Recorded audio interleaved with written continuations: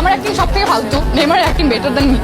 নেইমারের খেলা আমি খুব একটা দেখিনি, আমি যেবারই খেলা দেখতে যাই দেখি যে ও হুইল চেয়ারে করে আসছে, ওর পা ইঞ্জুরি, হাতে ইঞ্জুরি। সো না, যে আমাদের মেসিকে চারদিক থেকে ঘিরে ধরে ফাউল করে, আর নেইমারকে হুট করে ভুল করে একটা লাঠি লাগছে, একটা করার না দিয়ে সে 3-4 বার করায়, 3-4 বার পাল্টায়। তো এটা একটু বেশি অ্যাক্টিং করে আমার মনে হয়।